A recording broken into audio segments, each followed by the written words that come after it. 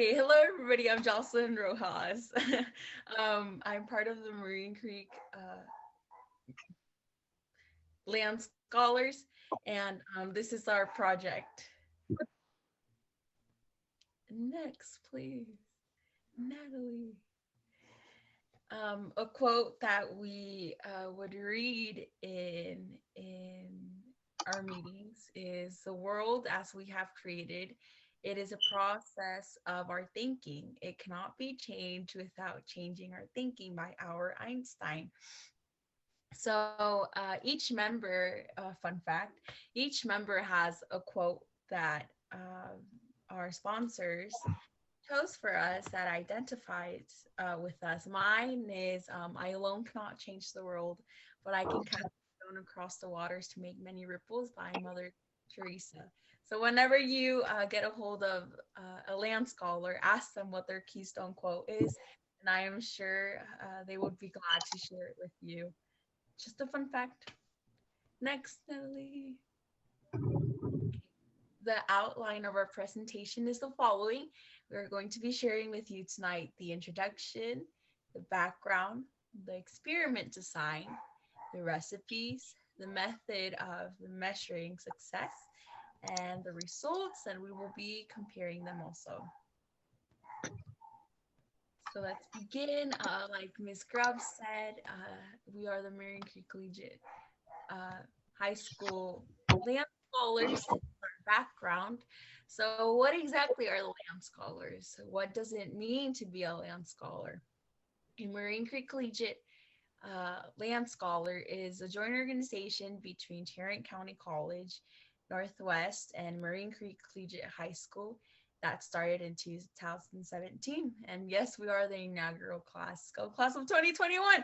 Anyways, scholars in this program, we work with TCC educators and with Marine Creek instructors to learn ecological mindfulness and preservation attitudes. The students are encouraged to work with nearby ecological associations like y'all and on mindfulness and protection of the environment. To be a land scholar is to have an impact is to be an impactful leader that strives to be a world changer. So this is our group of the land scholars. So let's recap a little bit. I know that y'all probably have an idea of what we were of what our project kind of is because y'all joined us in the first meeting.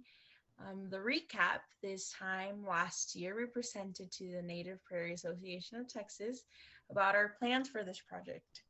After taking into consideration and of everything that was said, we conducted research, and here we are presenting our findings of the research.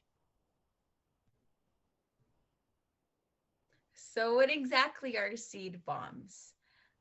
Seed bombs are a combination of ingredients that are compacted in the shape of a ball in order to grow in prairies.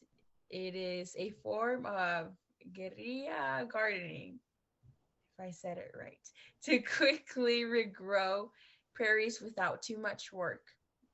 Compost and clay work is the career for the seed to launch them over long distance. So if y'all didn't know much about a seed bomb, which I am sure y'all do, well, this is a little bit more of a fact. So what exactly is our research question? Our research question is which recipes of the seed bombs works the best? And what will we be measuring? Through this experiment, we hope to find whether or not seed bombs truly work and which recipe is the most effective. This is what we intended to measure. However, due to the unfortunate circumstances, we weren't able to cover everything. In order to measure the success rate in each recipe, we measured by seeing how much was the growth, the number of seedlings that it produced, and the abundance of the plant. In the experimental design, the environment, since the question we are trying to answer is which recipe works the best, we will be conducting this experiment in a perfect environment, which is in a greenhouse. While placing 60 seed bombs, we placed them in a greenhouse. Well, we didn't place them, but there will be a further explanation why. The recipes will vary in each group, but what they will have in common is that each has 20 seeds groups.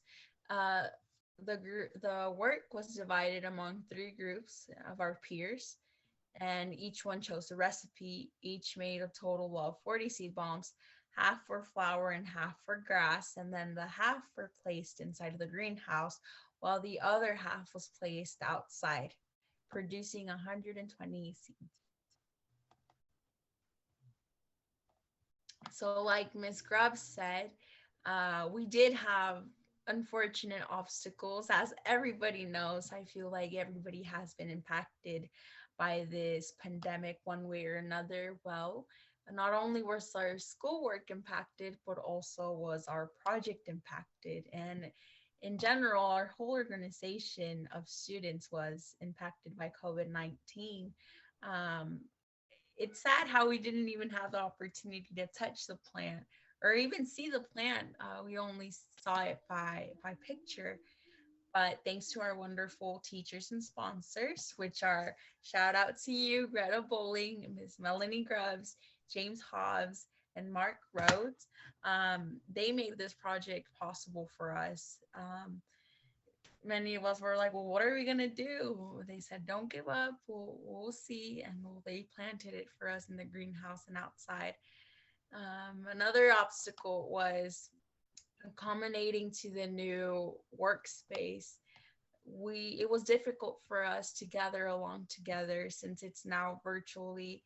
uh, some would not show up, or somebody had a homework to do, or whatnot. Everybody is busy on their own way, but just figuring out a schedule to get together was difficult, and the consistency of meeting together, since it was virtual, that really impacted our project. But no matter the difficult circumstances, here we are, and here we are strong, and we are proudful to see what is yet to come. Okay, this is where Chris is going to take over. Can you hear me? Yeah, we can hear you. Boom, chakalaka.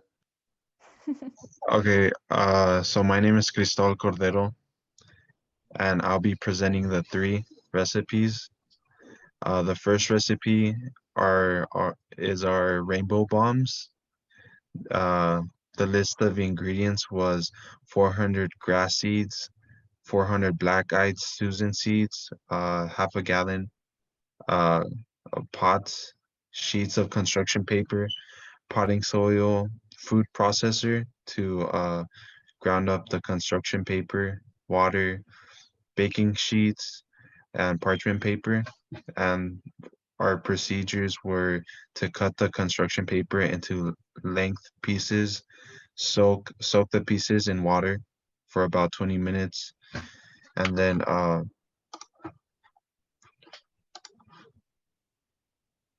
take out and let them sit in for 10 minutes in paper so the excess moisture can leave. On our second recipe was our compost seed bombs. They also had 400 grass seeds and 400 black-eyed Susan seeds. They also had half a gallon pots.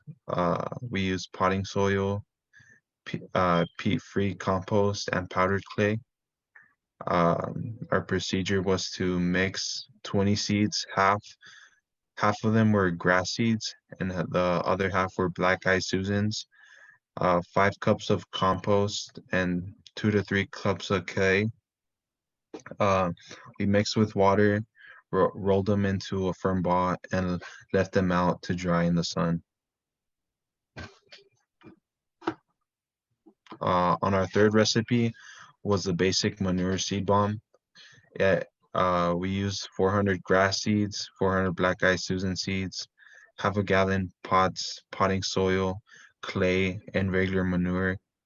Uh, the procedures were moisten the clay until softened, mix 1:1 ratio of clay and manure, add 20 seeds, roll mixture into a ball shape, uh, and air dried seed bombs at room temperature. Okay, here is where our results will start. And before I get started, there's something I'd like to say. Due to the pandemic, we were unable to take any measurements. And so, as stated in the previous slides, that affected our project. So instead of taking measurements and comparing the quantitative data, we'll be comparing qualitative data based off of the abundance of the plant and the color. Also, if the plant appears to be alive or wilted. That's how we'll be comparing the grass data. And then for the black-eyed Susans, we'll be comparing based off of the amount of flowers there is, the abundance, and whether or not they appear alive or wilted. Okay, so I'll begin. So here's a slide for the manure versus the compost recipes. And then in the first one, the grass with the compost seeds bombs appears greener. The compost side is right here, while the manure side is right here. This one appears a bit more dry, while this one appears greener. And then one of the plants from the manure recipe was wilted, the one right here, or just didn't grow enough. And then the grass from the compost seed bombs seemed more abundant. We determined this because we saw that this one you can see through the grass here, while this one there's a lot of grass blades and it's very hard to see through them. For the winner of this recipe battle, we chose the compost with the grass seeds, and we based this off of the abundance and the color of the plants. This may be due to the help in the material helping out, keeping in the moisture. Here is where the black-eyed Susans, the recipes we'll be comparing is the manure versus the compost. The manure recipe has more flowers than the compost. It can be seen here. And then the compost recipe doesn't have any flowers at all. The compost recipe does appear to have an abundance in green plants. However, the problem is that we're unsure if this is weeds from seeds that came in from the outside environment or if it's the actual flowers. For this one, we determined the winner is the manure recipe, and we believe this because it has a lot of more flowers, and then although some of them appear to be dead, this one doesn't have any flowers at all. Here's our paper versus compost. The compost grass grew to be taller than the paper grass. However, the paper grass has a lot of green color, but it's a lot shorter and less abundant. The grass that grew in the compost recipe seems to be more abundant, and it's determined in the same way that we determined the last one. Here you can see that a lot of the light can be seen through, and then this one's wilted, while a lot of these are green and very compacted together. We determined the winner for this one to be the grass, and even in the germination process, the compost reaches a higher and fuller length, and the abundance seems a lot more than the paper. The next one is the black-eyed Susans. It was the paper versus the compost recipes. Both of them seem to have done really bad, and we think that this may help us determine which seed bomb is better than the others. 3 out of the 5 paper recipes appeared to be taller than the compost recipes, but wilted a lot faster. And 1 out of the 5 compost recipes grew to be taller, but did not bloom. And over here in the paper recipe, this seems to be a lot greener, but the problem is that this doesn't seem to be a black-eyed Susan. It seems to be more of a weed than an actual plant. So for this one, we determined that the compost recipe was the winner because these plants seem green and these appear to have died and wilted away faster. For the grass, it's a lot harder to tell which one is a clear winner because almost all the recipes for grass seem to have survived. But both recipes produced living plants. The manure recipe plants appear shorter, The manure recipe grass seems more abundant, and that was determined, as stated in the previous slides, by how thick the grass looks in comparison to the other one. The winner for this one was the manure recipe, and we determined that by looking at the abundance and the color.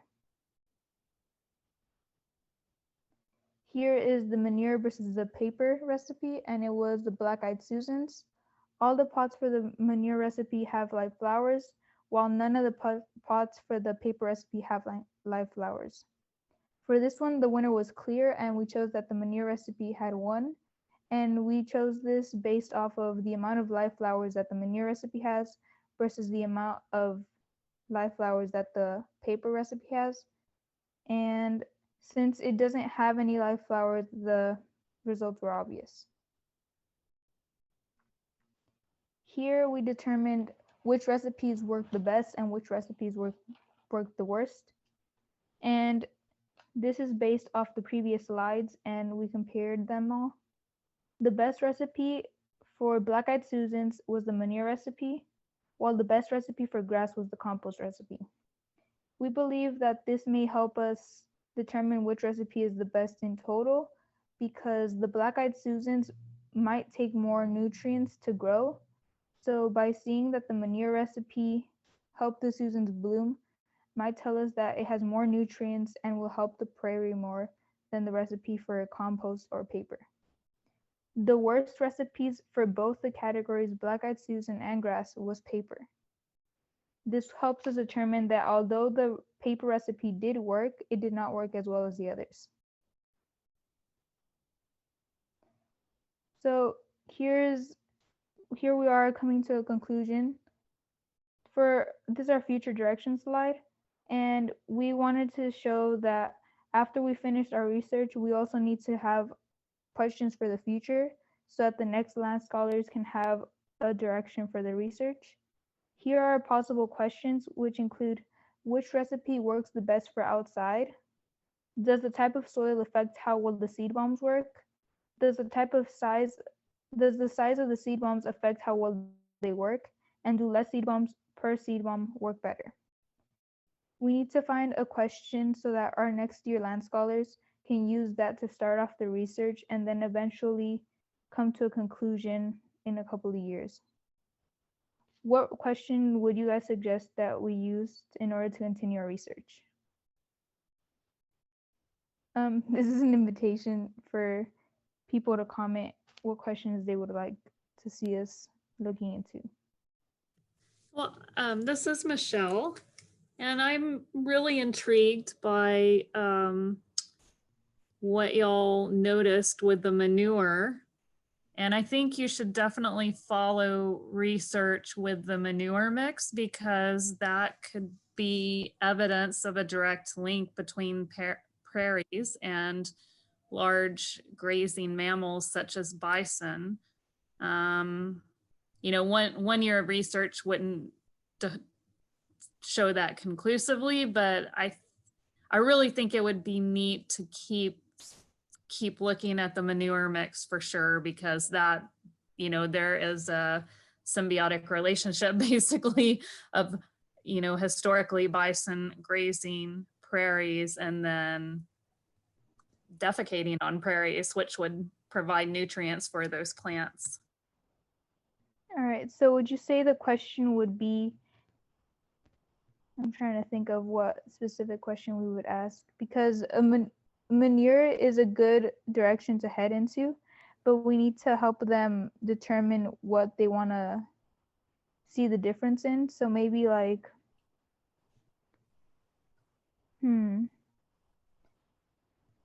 would a manure seed bomb work better inside or outside? Something like that. Or what would you suggest would be a better question? So I look at your list of questions here and I like them. The question about going outside is going to introduce lots and lots of new variables. So if you're concerned that you don't yet have the optimum ratio, say of number of seeds or size of bomb, then I think you should continue your experimentation in a controlled environment until you determine which of those is better. Is it better to have fewer or more seeds? That's one potential question. Or would you want to pursue the question of, is a larger seed bomb?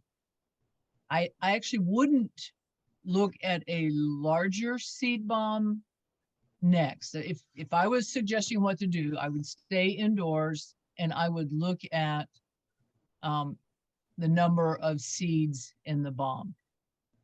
And your question can be as simple as, does the number or the ratio, you might want to do this by weight. Does the amount of seed material per bomb influence germination rate or growth or flower production? Those are all possible avenues for you. The size of the seed bomb, if you did it at the same time, would complicate that enormously, because too many seeds in too small an area will compete for the same nutrients. So you would have to look at those two things independently. All right, so you would suggest that we use the number of seeds as our next question because it'll help us determine which form of seed bomb works best, and then after after a while of determining the variables that work best for seed bombs, we can take it outside, correct? Exactly. I would suggest you get your team together and think about the unknowns. So you have some variables still, some things you can make into variables. You have the number of seeds, you have the size of the bomb. Because you're in controlled conditions, you don't have to worry about weather and water and things like that. So stay in controlled environment, pick one question that you want to see continue. And when you talk about the number of seeds, there's always some variability in the size of the bombs. I don't think you can make them exactly the same. So you might want to think more in terms of weight of seed material versus the carrier material, or you might want to think in terms of density.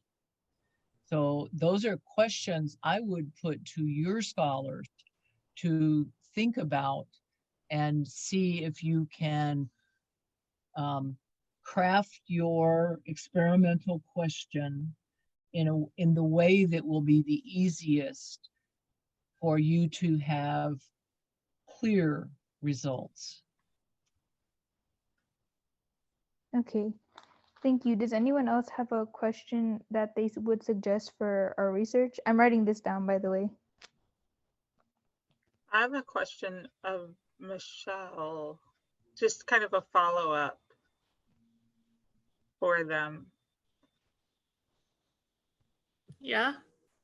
Okay, so you were talking about just to continue following the manure recipe. So would it be prudent to try different manures? I mean, would that be a potential research avenue for them? Because you were talking about, bison. Would it be, could we talk about, cow manure? Could we talk about, chickens? Could we talk about like all different kinds of things? So I guess my one question was, what was the source of the manure? Was it just a premix that you buy in a bag, or did y'all mix it yourself? I think, it would be really interesting if you could go to the Fort Worth Nature Center and ask for some bison manure, or maybe Kate or Suzanne or someone could round some up for next year. That would really throw the parameters of the research into a whole other arena, because you're not gonna likely know the level of nutrients within it. But if you just kept it simple, it would be interesting to actually Okay. bison manure. But if that's not available, I just think, you know, the nutrient level of nitrogen and other things that would be in the manure would just make for an interesting, some interesting results. It could throw some of the plants into high gear reproductively. This is Kate. Can we ask a question? Jeroen has a question. Yes, go ahead. Or let me, I think the question slide, yeah, the question slide's in 2 more slides. All right. Or go ahead. When I look at your Could you speak up? I can't hear you too well. I found it very surprising that the 5 or 6 plants that use the same type of bomb look very similar, which is encouraging in a way. It may also mean that Kate, you may have to repeat. We can't hear Huron. okay. When I looked at your data, your plants, all the plants from the same type of bomb looked about equally healthy. There was very little spread in the amount of grass from the same type of bomb, which means you have done something right. In this picture, you can see that if you look at the manure grass, they all look very much the same, and the other type also looks very much the same. So there's in size, deviation or spread, it is very surprisingly low. And I wonder if that's something you can measure. If you get closer to the plants next time, you can count how many grass plants there are. And probably that has to do something with how many seeds there were in the bomb. But I didn't really know. That'd be interesting to observe or measure. I'm sorry, we couldn't really hear you too well at the last part. I heard something about the seeds. Earlier in the presentation, we stated in our experiment design that each seed bomb has about 20 seeds. So when it came to the grass and the change in abundance, it didn't have to do with the amount of seeds because each seed bomb had the same amount of seeds. However, I agree with you that the grass all appeared to be pretty much the same, which I think says that the seed bombs are a success. The only difference that we noticed was more on the Black-Eyed Susan side. Did that So, help with the question? Natalie, let me try and clarify just a little bit what Jeroen said. He's commenting that within a category, so let's go back to your grass slide, please, that showed yeah, this is a fine one, paper versus compost. So what he observed was that there is clear, distinct differences between the paper versus the compost. And he is surprised to see there is very little variation within a single group. So most of the compost grasses look about the same, and most of the paper grasses look about the same. And his comment was that should give you confidence in your methods because you see clear differences. So you actually are making valid measurements. Oh, thank you. I couldn't understand that too well, but that clears it up a lot. And then the suggestion is to measure the variance. So one of the thoughts he wants to suggest for you to consider is there's also the possibility that you could measure that variance within a given type. So you have a baseline established by the work you've already done, and you see that the variance is low, and I'm not sure how you would characterize it, but I'm sure your team could come up with a standard definition of what is the norm and what is the variation from the norm. So he is just adding one more consideration to your list of possible questions. And if you understand the variation that you normally get, you will be able to better understand future results if they appear different, if they vary more or less. Yes, that makes sense. I wrote it down. Is there anything you want to add to that so we can take a note of that and take that further in our research? He says, thank you. Oh, thank you.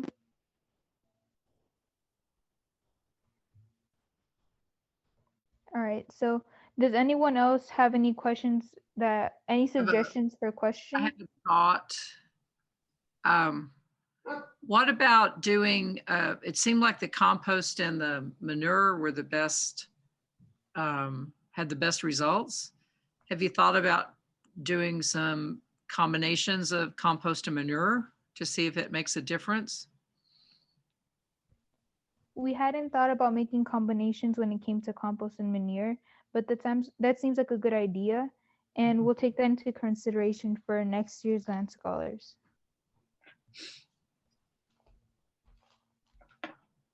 All right. Does anyone have any more suggestions for the possible questions? If not, we can continue to the question slide where you can begin to ask questions about the research as a whole.